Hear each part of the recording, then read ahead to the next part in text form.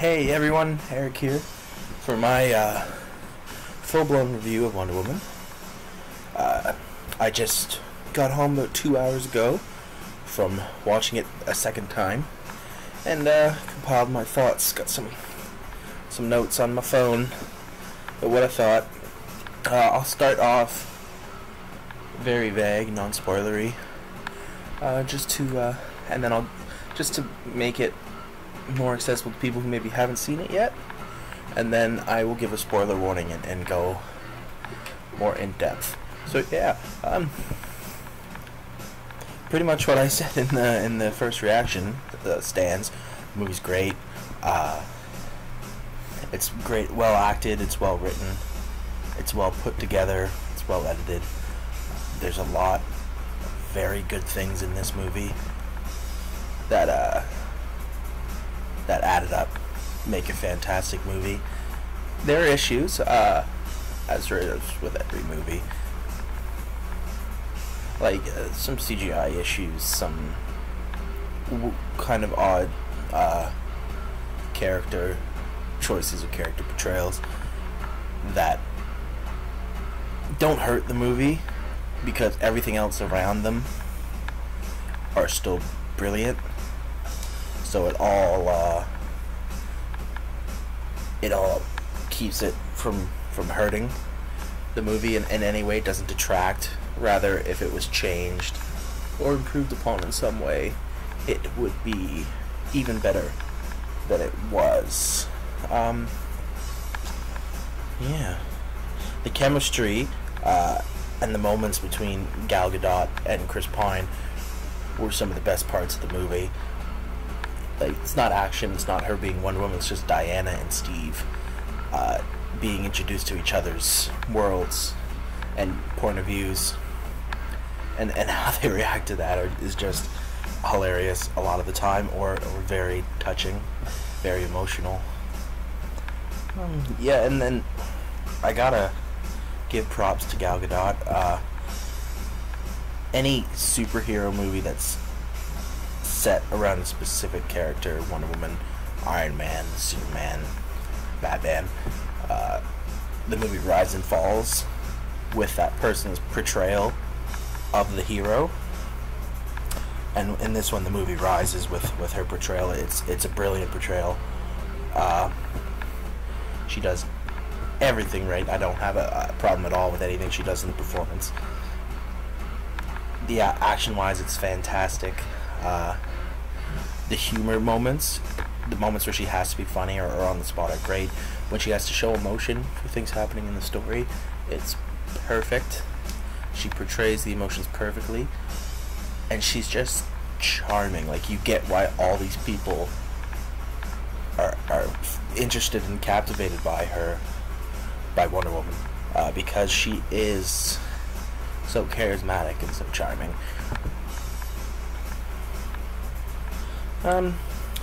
Villain wise, it's weak. It's a little weak, but that's, I think, well, not necessarily done on purpose, though it might have been. It's not a bad thing, because the villain of the movie is the war, or war in general. Like, the corruption in people that brings them to war, and the effects of war, and that's the villain. And it's done amazingly. It's amazingly portrayed, the violence and the harshness of war. And it's complicated. It's portrayed as being a complicated issue because it is a complicated issue, like as to why people go to war. Are they good or bad, depending on what side they're on, things like that. And this movie does that really well, for the most part. Themyscira is great. I would watch a whole... I would have not been upset if it was a whole movie just on Themyscira with the Amazons, because they were fantastic. And I wish we saw more of them, because they were great. So yeah, that's pretty much as far as I can go, non-spoilery. As I said, there's some character issues, some some weird choices, either from lack of time or like lack of time to fix it, or just an error in judgment on them, or just an error in general, something that happens in movies all the time. But overall, it's a fantastic movie. On the second viewing, I noticed a lot more of the little nuances and stuff in it that make the acting and the story, like where it's going, so much better. I said previously it was probably 8 out of 10 I'd give it, but after the second watch, it's probably 9 out of 10. Most likely is what I'd put it at, because it's just that good. And I am very much looking forward to seeing more Wonder Woman in Justice League, and then a sequel I think would be something to very much look forward to. And that's it for non-spoiler. Other than I would recommend the movie. Highly recommend it. It's a great superhero movie. It's a great comic book movie. It's a great movie. It's a great war movie, because it portrays the war so well. Go see it. That's about as plain as I can get it. Go see it.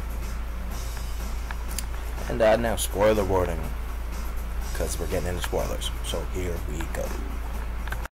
So spoilers. I'll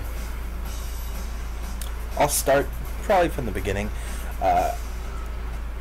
I liked the bookend, the first bookend, where she got the picture back, and what I love specifically about that, when she gets the picture from Bruce in the case, is as soon as she starts looking at it, if you look, you can see the emotion in her eyes as she starts to well up, and it looks like there's about to be tears coming out of them.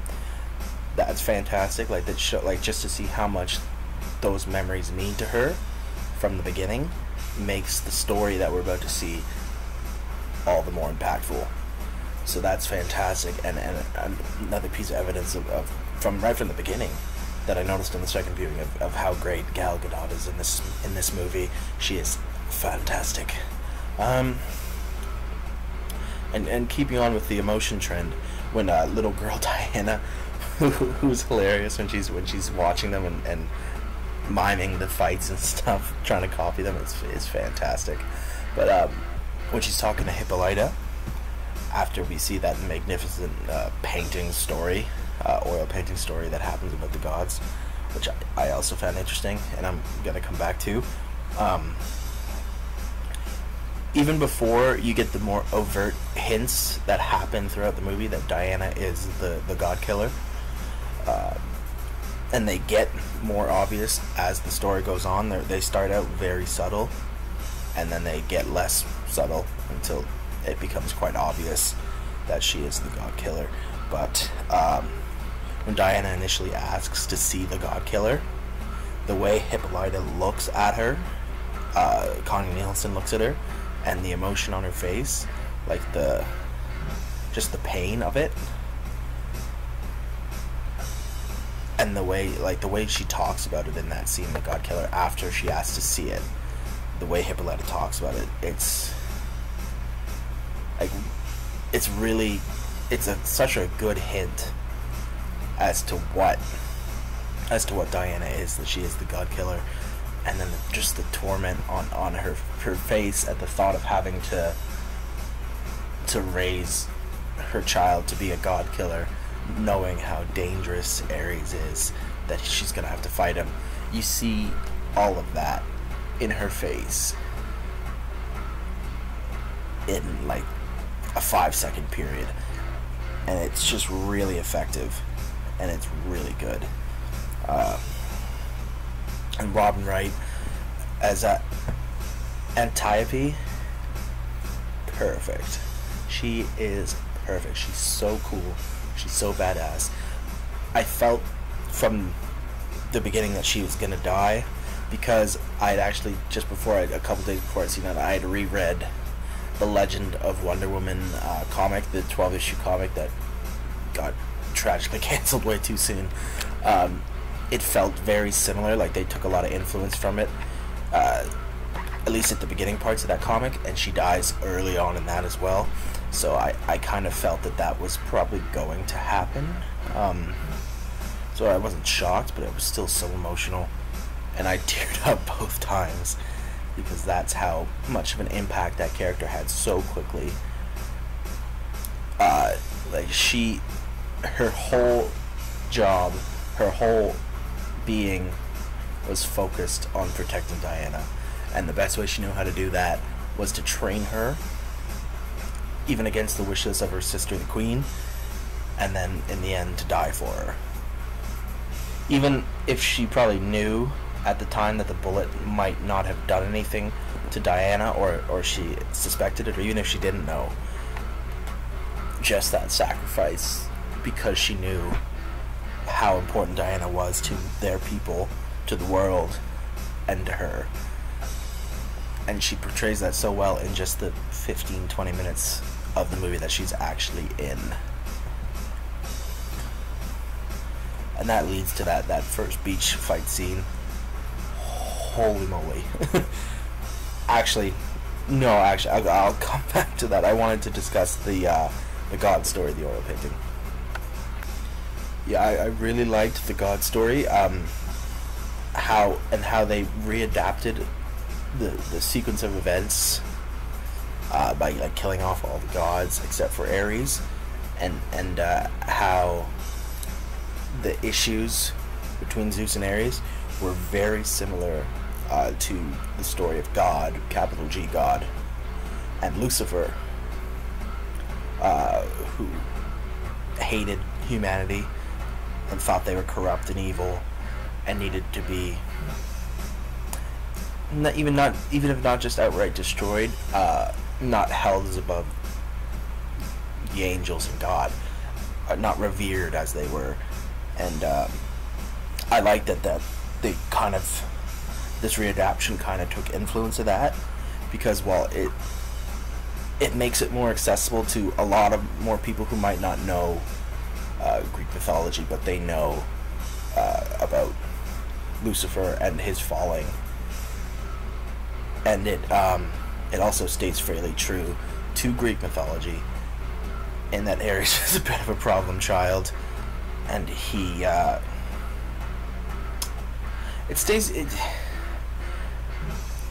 it doesn't stay that true to Greek mythology, but it stays true to the character of Ares in the Greek mythology in the Wonder Woman comics, and it kind of rings true, as I said, because he is quite problematic of a child, and he causes a lot of problems in Greek mythology because of his recklessness and his drive to see war and chaos and all that good stuff.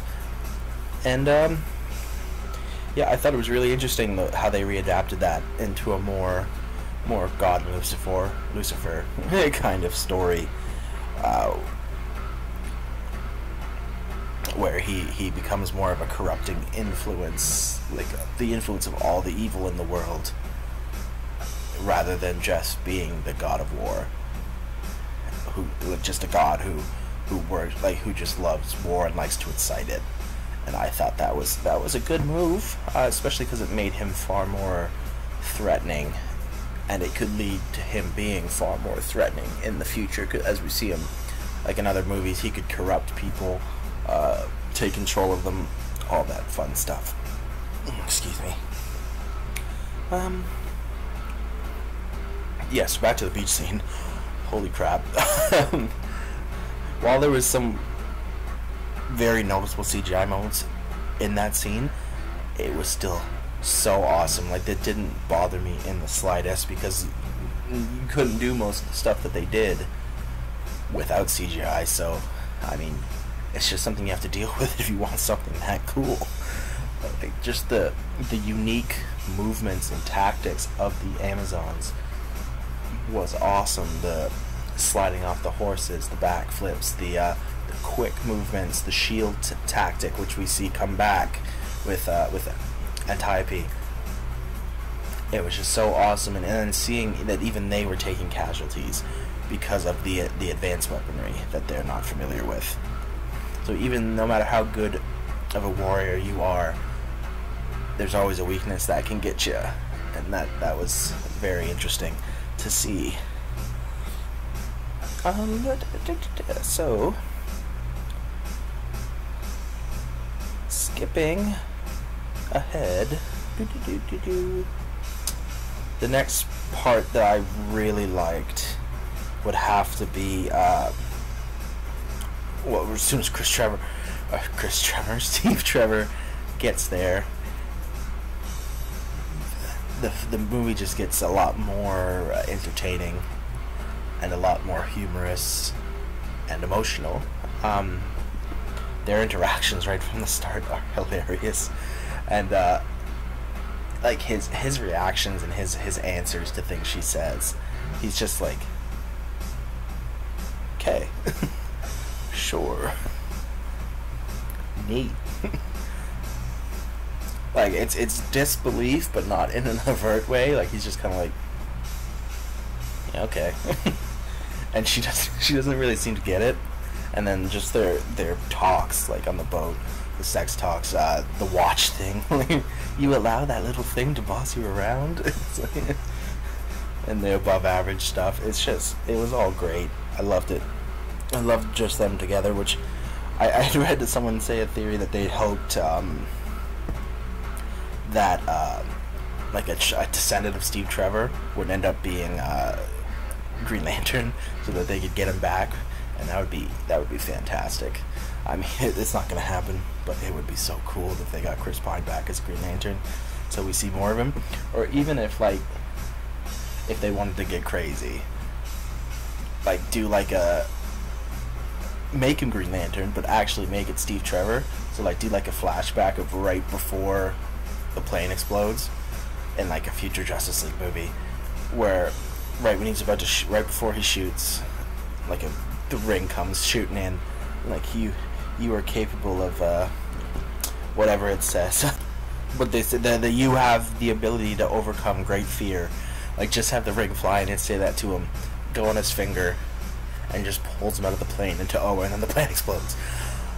That would be awesome. It would never happen. They won't do it, but it would be so cool, and it would be a great way to bring that romance back to future films in the Justice League and in Wonder Woman films and even Green Lantern films, because it gives a lot of potential to share that universe, which would be really interesting. It won't happen because, I mean, even if he was pulled out and made it to a Green Lantern, he wouldn't be alive in 2016, 17, whenever Justice League is going to take place, which is sad because he's just so great. Both times watching it, I as I did with Robin Wright's death, I teared up with his death. It was so emotional. Just the scene where he takes a beat and just kind of laughs and closes his eyes before he does it. Like he's like, I won, I did it, I did something rather than nothing. And then he has so much faith in Diana, it seems that he knows that she's gonna succeed. He knows she's gonna save the world. So it's just him doing his part, and he's okay with it, and he's just relieved that he did it, that he's gonna do it, even though he doesn't want to. And it's touching. It is touching. And then I really loved it. But yeah, just to go back to happier things, their humor together, like the bit with the ice cream, when she gets ice cream, and you should be so proud of this. You should be proud of it, he says. And when she sees the baby, and she like, oh, a baby.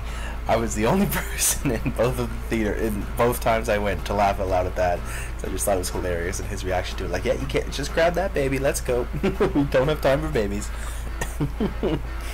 I love them all, and then I thought they were all funny, but even the ones that weren't, even the ones that were a little more serious, where they learned something about each other's world. Like when she says that the world doesn't deserve her, and he's just kind of like, well, that's not very nice, but okay, maybe we don't. And then there's also the one with when he's sleeping and she's talking to Chief, and Chief says that his people lost everything in the last war that he fought in. And she says, well, who took that from your people? His people. I'm pointing at Chris. Steve. Sorry. And she's just shocked by that. Like, that this guy who's so good as far as she can see, that people like him were capable of taking everything from another people. And it's just learning these things as they go, learning these things from each other. And even though most of them are humorous, some of them are not, they're all fantastic. And they all lead to that final climactic moment where she pretty much adopts his way of thinking, where it's not about deserving help, it's about believing that you can help, and then that help will be good and will change things, even if the people you're trying to change things for don't necessarily deserve it. And I thought that was really good. That was a good moment, especially when he reiterates the line that he said to her just before he died. She takes it on as like her mantra from there on in, and how she's going to act is she believes she can make the world better. She believes her actions will make the world better for everyone. So even if there's some people on that world that don't deserve it, she's going to do it anyway because she believes in it. And that's Wonder Woman. That is Wonder Woman right there.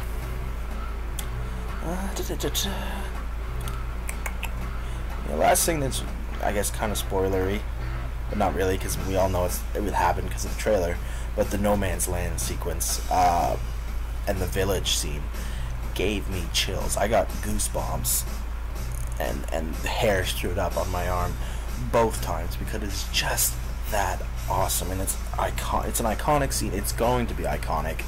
It's going to probably go down as one of the greatest superhero moments ever that we've ever seen on screen. It takes the cake over so many other ones that I can think of.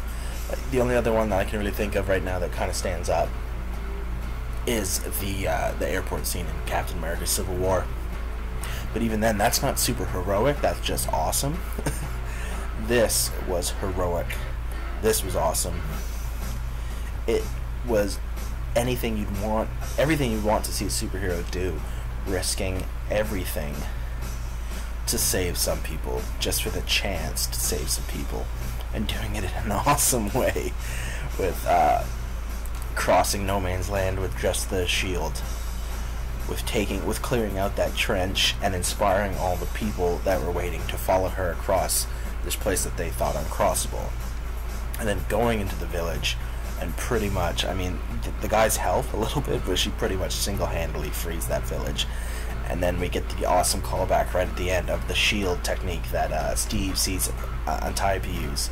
So all three of them lift up that piece of steel and launch her into the bell tower to take out that sniper, and she just destroys the building, just clears it right out. That was awesome. That was fantastic.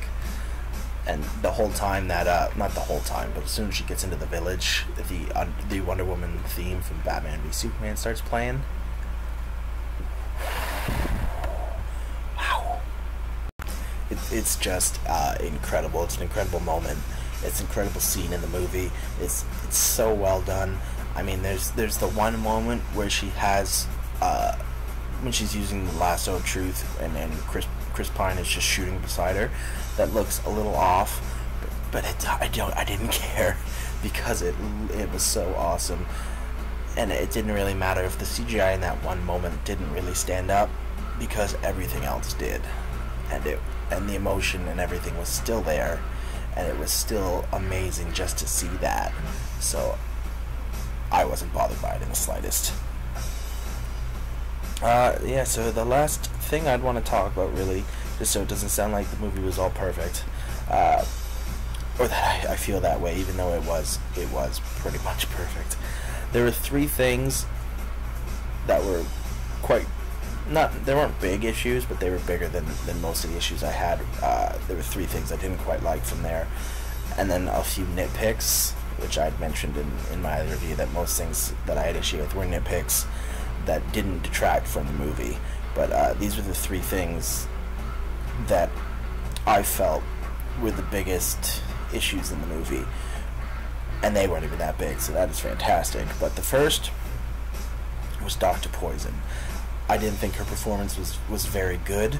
I don't know if it was just because of how she was portraying it. I don't know if it was just the difficulty of talking because of that mask. But when she spoke, when she did lines, I just didn't feel it. I didn't feel it was very good. I didn't even feel that she was particularly evil, like they might have wanted to try to get across. She was just there. The only thing I can say that I really liked about her was she acted very well with her face. In the scenes where she was required to show emotion, she showed it very well from her features. It's just when she started talking about things, I was like, and I noticed it way more in the second viewing, where in the first viewing she was just kind of in the background. I was like, okay, not important. And the second one, it's not important, but also not great. And there might be reasons behind it that I don't know of, behind the scenes stuff, but I didn't care for that character or the portrayal of the character very much. The other issue, number 2, was to go back. I've mentioned it already a couple times in this, but the CGI at times is quite weak and very noticeably different. It stands out. And just to reiterate, it's not enough to take me out of the film or ruin the scenes it happens in, but it's something you notice. And even though you ignore it, or at least I did because the action was so good, it was still really noticeable and something that could have been done a little bit better. And kind of in lieu with that, just for action scenes that could have been done a little bit better. And this is more of a nitpick, but it kind of goes in line with my second dislike point. Was in the beginning, in the training sequence, where Diana is like taking on all the Amazons. At least to me, it seemed like I could clearly tell when it was a stunt double and when it wasn't, because there was a lot of moments where they did like shots of her face, not her face, but you could see her like the front of her body when she's like blocking shots with swords, or you could catch a profile of her face while doing something, and the person looked quite different. It looked like it had a different facial structure and a lighter skin tone. Whoever if there was a stunt double there, they did not look very much like Gal Gadot. At least I thought at that time. I could be wrong. I might have just been seeing things, but it is something I noticed both times I saw it, is that I could go, yeah, that's her. Yeah, that's her. And it's kind of, it's like to compare it to Arrow, which there's 2 moments in Arrow where I've noticed the stunt double for 2 characters, and once you see it, you can't unsee it. And it kind of felt like that the second time I saw it. Is once I saw it, I noticed it every time. Like every time that you could see the stunt double, I was like, yep, stunt double. And unless I'm completely off and it was Gal Gadot, but to me it didn't look like it was. It's the only scene in the movie that it happens in. It's the only time I noticed it. The rest of the time, if there was any stunt doubles taking over, it was seamless. This time it wasn't as much, if it did happen, of course. Maybe there was some behind the scenes reason for it, some reason why Gal Gadot couldn't do it, because as far as I knew, she does most of her stunts in most movies she's in anyways, or they just didn't have enough time to touch it up enough to hide that it was a stunt double as well as they did in other times. I don't know, just something I noticed that went with it kind of went with my second point about noticing things during the fight scenes that were off. And the third problem I had was the fight at the end, which I know a lot of people are saying, but I think my issue with the fight at the end is, I think, a little different. I don't have a problem with the fight itself or the CGI used there for the fighting, because it's a superhero. Like you can't physically do realistically do any of the stuff that's required, the flying, the super strength, things like that. Well, I mean, you could do them, but it never looks awesome. So it's good to rely in some ways on CGI for those things. So I didn't have a problem with that. The problem I had, and it's the same problem I had with BVS, and I think I'm gonna have with Justice League, as I've seen from the trailer, in the big, probably what I'm guessing is the climactic fight scene of Justice League, is the background and the setting. Everything in the background, the setting, the buildings, the sky, the clouds, things around them, other than outside of the little area that they have set where they have to stand on and do the filming, looks so distractingly fake. It doesn't look real. It looks like it's just a fake city or a fake base, and it's so noticeable, and it takes away from the fight in most occasions, and it takes away the stakes of it. 'Cause it's like it's oh no, an extremely fake building was destroyed. An extremely fake car was ruined. Oh no. And it distracts me to the point where I start to get taken out of it. And that happened quite heavily in BVS when they were fighting Doomsday.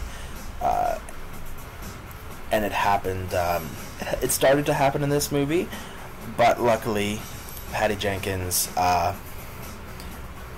directed it in a way and added in the story elements in a way, and the action that was going around in this extremely fake setting were done in such a good way that the story and the emotion in the scene was strong enough to not hurt the scene.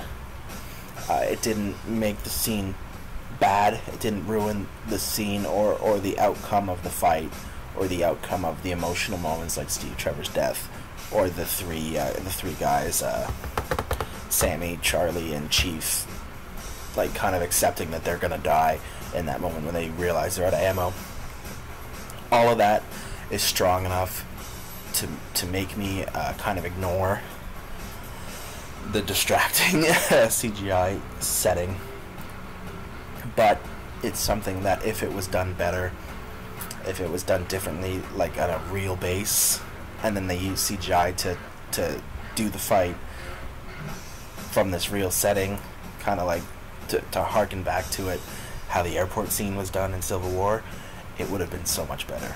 It would have been great, and hopefully that's something that they take away from this. I think it might be too late for Justice League, because as we see in the trailer, like when Aquaman throws the trident and it goes through the three parademons, or when he's riding on the Batmobile, it looks like they're just in a cartoon. It's like real people standing in a cartoon, and it's not good. Yeah. It bugs me.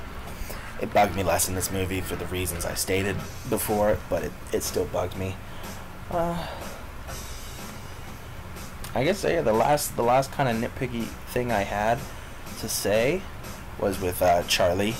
They made a point of showing that for some reason he is so bothered by the ghosts that follow him that he can't shoot anymore when he couldn't shoot the sniper in the bell tower. Yet they never address that again in the movie.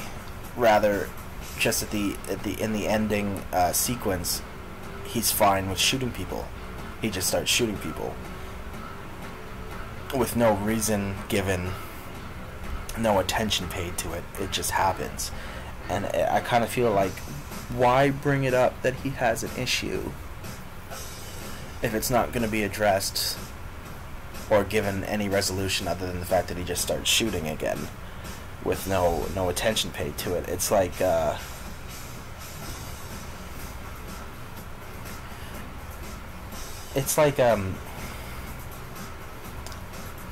I actually can't think of anything to compare it to.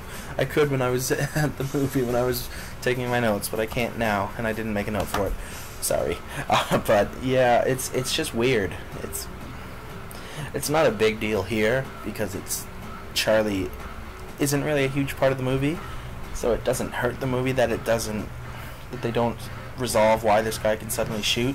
And I mean, you can kind of infer what happens to him. Like, he gets motivated by Wonder Woman throughout the movie, so he's better.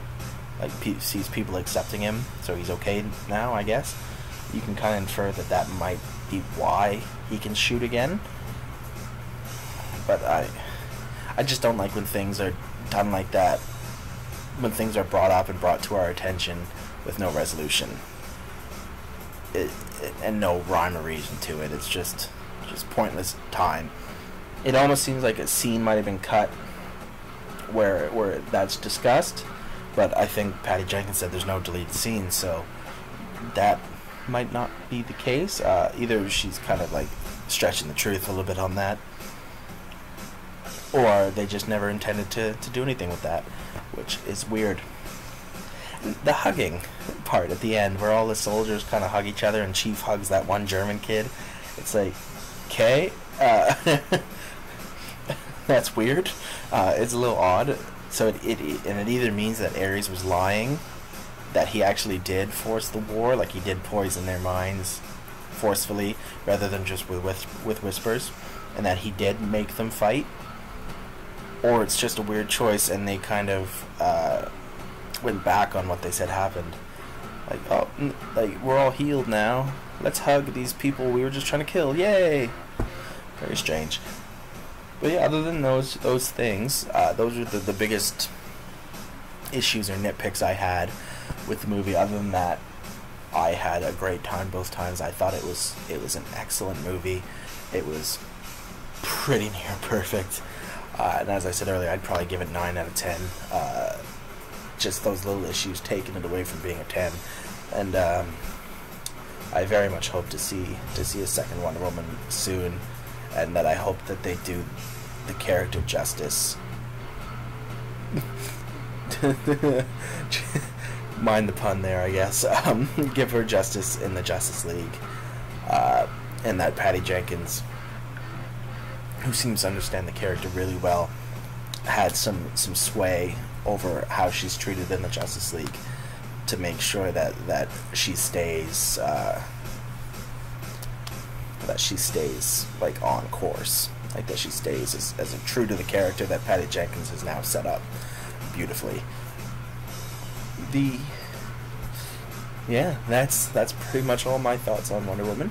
I don't know if I'll go see it again. I might, if I go with my family. I won't go alone again, just because it's expensive to go to the movies here. We have a base theater that makes it cheap. I might go to it there when it's there with my family. But other than that, I very much look forward when it comes out on Blu-ray, so that I can buy it right away and watch it numerous times. Yeah, so thanks so much. If you watch this, I hope you enjoyed it. Enjoyed my kind of almost rambly thoughts on Wonder Woman. And if this helped, the beginning, non-spoiler part, helped make you go see it, great. If you had similar thoughts to me, or even different thoughts, you can discuss them in the comments. I'm curious to see what other people think. And, yeah, I hope you guys enjoyed this if you do watch it. If not, as I've said before, then there's nobody here, and it doesn't really matter. So, bye.